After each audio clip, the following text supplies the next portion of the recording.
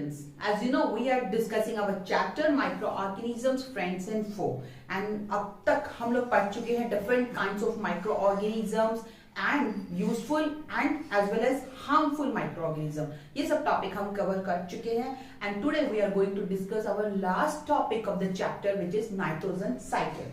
So let's start our topic nitrogen cycle. पहले समझने की कोशिश करते हैं कि cycle वर्ड का मतलब क्या है. जैसे आपने पिछली क्लासेस में वाटर साइकिल के बारे में पढ़ा है.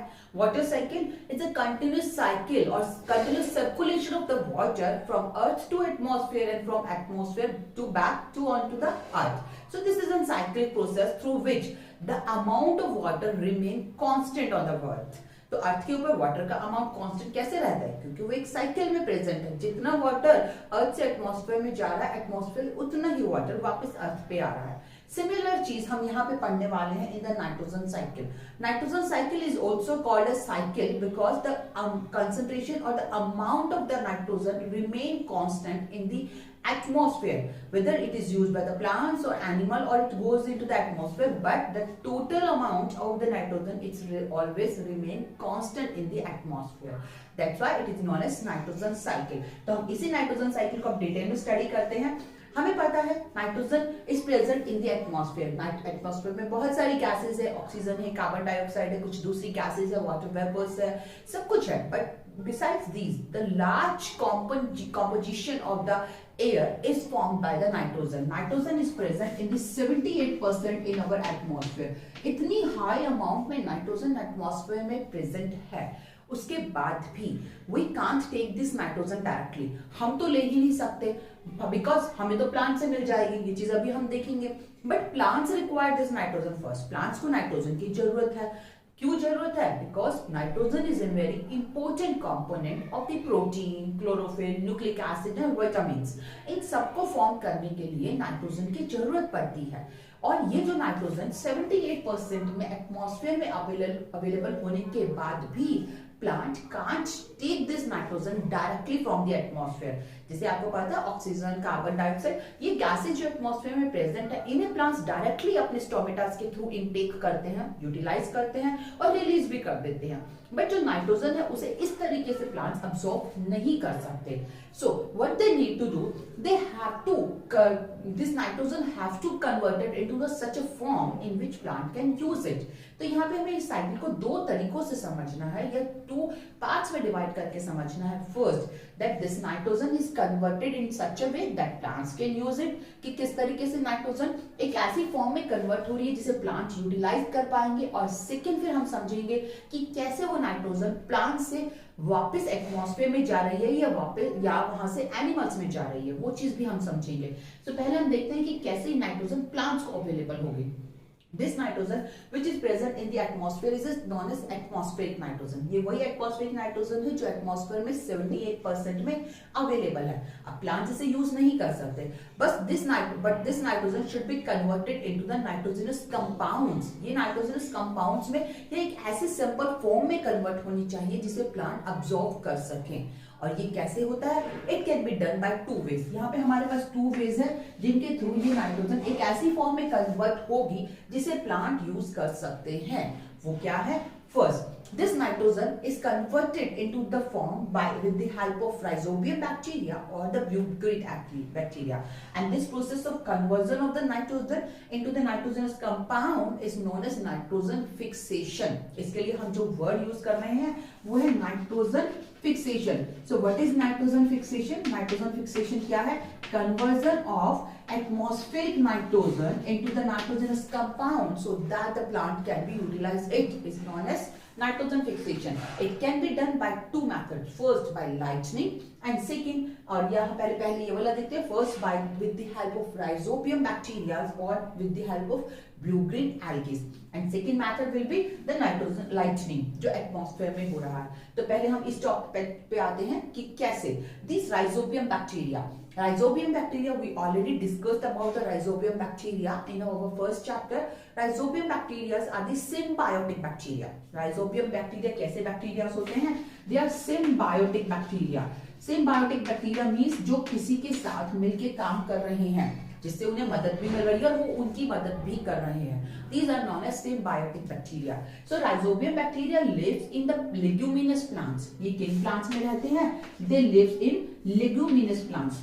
ये लेग्यूमिनस प्लांट्स में रह रहे हैं और वहां रह के they are converting the atmospheric nitrogen into the nitrogenous compound. ये नाइट्रोजन को कन्वर्ट करके प्लांट्स को अवेलेबल करवाते हैं. लेग्यूमिनस प्लांट्स हम पहले पढ़ चुके हैं, आपको नहीं पता तो फिर से बता दूं. ये लेग्यूम फैमिली यानी कि जो पल्सेस फैमिली हमारी होती है, जो दालें होती हैं, उस फैमिली के प्लांट्स में होते हैं. And they live in the roots nodules of these plant. Suppose this is the plant and this is the root of these plants. जो इनकी रूट्स है, इन रूट्स में नोड्यूल्स की फॉर्म में प्रेजेंट रहते हैं. यहाँ पे नोड्यूल्स होती हैं और इन नोड्यूल्स के अंदर ये राइजोबियम बैक्टीरिया रहता है and is convert the nitrogen into such a form that plant can utilise it. So rhizobium bacteria is the one source. Second, blue-green algae. These are also the microorganisms which are living into the soil. ये भी soil में रहते हैं and they also convert the nitrogen into nitrogenous compound and make them available for the plant. ये चीज हमने समझ ली. Now come on to the next method, that is lightning. इस मेथड को हम बायोलॉजिकल मेथड बोल सकते हैं बिकॉज यहाँ पे क्या हो रहा है, यहाँ पे micro organisms are helping in the conversion of nitrogen और in the fixation of nitrogen. This is a natural method. It happens due to the lightning. जब lightning होती है, जब मौसम खराब होता है, बहुत तेज lightning हो रही है, ठंडा storm हो रहा है, at that time large amount of heat is formed. large amount में heat form होती है और ये large amount heat जो atmosphere की नाइट्रोजन जो N2 की फॉर्म में होती है, इस नाइट्रोजन को ऑक्सीजन के साथ रिएक्ट करवाती है. The nitrogen reacts with the atmospheric oxygen and they form nitric oxide. When nitrogen react with oxygen, they form nitric oxides. यानी कि नाइट्रोजन के ऑक्साइड्स बन जाते हैं. These nitric oxides they mix with the water and they come onto the earth in the form of nitric acid. They come onto the earth in the form of nitric acid. This nitric acid goes into the soil. Soil में गया तो ultimately हुआ क्या है, both of these two methods they are converting the atmospheric nitrogen and available और making them available in the soil for so that the plants can absorb it. And rhizobium bacteria, they are directly giving this nitrogen to the bacteria plant so that they can use it. So in this way, by these two methods, we can say that nitrogen which is present in the atmosphere is now it is available for the plant. So this process known as nitrogen fixation. अब plant में आ गई है, soil में यहाँ तक आ गई है. From the soil, now plant will absorb this nitrogen. Soil में जैसे ही nitrogen आ गई है, दोनों मेथड से plants absorb करेंगे इस nitrogen को. And by after absorbing this nitrogen, plants will utilize this nitrogen for the formation of their protein. So this nitrogen which is absorbed by from the soil through the plants, it will become the part of their body. It will utilize to make their protein. तो nitrogen use हो गई है. This process can be called as assimilation. इसे हम बोलते हैं assimilation. Assimilation is utilization of nitrogen. It's known as assimilation. So this assimilation हो गया है, नाइट्रोजन को यूज कर लिया है प्लांट ने टू मेक देयर प्रोटीन्स. तो नाइट्रोजन प्लांट के अंदर चली गई है. अब प्लांट्स का क्या होगा, प्लांट्स को कौन खाएगा, animals. We are dependent on plants for our food. चाहे ह्यूमन बीइंग हो या दूसरे एनिमल से, दूसरे एनिमल भी जो प्लांट को खा रहे हैं, उन्हें कोई दूसरे कार्निवोर्स खा रहे हैं, तो ultimately now nitrogen is going into the animals. So nitrogen absorbed by the plants and then these plants are eaten by the animals. So nitrogen will go into the animals. So nitrogen कहाँ चली गई, animals के अंदर चली गई. Now this nitrogen will become the part of animals. Nitrogen animals का part बन गई है. अब क्या होगा, प्लांट्स और एनिमल्स हमेशा तो जिंदा नहीं रह सकते. At a certain age they have to die. उन्हें डाई भी होना है. And similarly they also excrete their waste. The waste also excreted through their body. So जो वेस्ट वो अपनी बॉडी से एक्सक्रीट कर रहे हैं या फिर उनकी डेथ के बाद जो नाइट्रोजन बॉडी से बाहर आ रही है, this nitrogenous waste is again converted into the nitrogen compound and released into the soil by certain microorganisms. These microorganisms, they are present in the soil and they convert these nitrogenous waste or the dead body of the animals. Animals का waste हो गया या animals के मरने के बाद उनकी जो dead bodies हैं, जो dead parts हैं plants के और animals के, वहां से नाइट्रोजन को फिर से रिलीज करवाते हैं and they mix this nitrogen to the soil. फिर से soil में चले गए, यहाँ से फिर से उसे प्लांट यूज कर सकते हैं. ये हो गया एक चीज. दूसरा वे क्या है, the nitrogen which is released into the soil from the waste or the dead body of the plants and animals, it can B D converted into the another form. इससे कुछ दूसरे तरीके के बैक्टीरिया जिन्हें हम बोलते हैं डीनाइट्रिफाइंग bacteria, these bacteria they convert these nitrogen compounds into the gaseous form, यानी कि वही N2 की फॉर्म में। यहाँ पे gaseous फॉर्म हमने किसके लिए बोला है? N2 की फॉर्म में। यहाँ पे N2 कंपाउंड्स में कन्वर्ट हो गई थी, बट यहाँ पे ये कंपाउंड फिर से नाइट्रोजन की गैस की फॉर्म में कन्वर्ट हो गए हैं, and now this gas can be released back into the atmosphere. तो नाइट्रोजन फिर से कहाँ चली जाएगी? एटमॉस्फेयर के अंदर। तो इस साइकिल में हमने क्या देखा? क्यों साइकिल कहा? क्योंकि एटमॉस्फेयर से नाइट्रोजन आ रही थी, एटमॉस्फेयर से नाइट्रोजन आने के बाद इन टू वे से, through the natural method that is lightning, through the biological method that done with the help of rhizobium and blue green algae, nitrogen is converted into the nitrogenous compounds and available by the plant. Plant ने सब use किया, absorbed by the plants, become the part of the plant.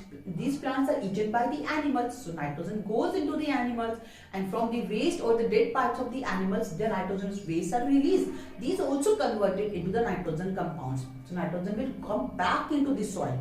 Soil से फिर से वापस, soil से plant में गई थी, प्लांट से एनिमल में गई थी, एनिमल से वापस सॉइल में नाइट्रोजन कंपाउंड्स की फॉर्म में आ रही है। But some bacteria can convert this nitrogenous compounds into the gaseous form. उन्होंने इन नाइट्रोजन के कंपाउंड्स को फिर से गैस की फॉर्म में कन्वर्ट करके इस नाइट्रोजन को फिर से एटमॉस्फेयर में रिलीज कर दिया। So in this way the constant amount of the nitrogen that is 78% is always remains in the atmosphere. So this process known as nitrogen cycle. I hope it is clear to you.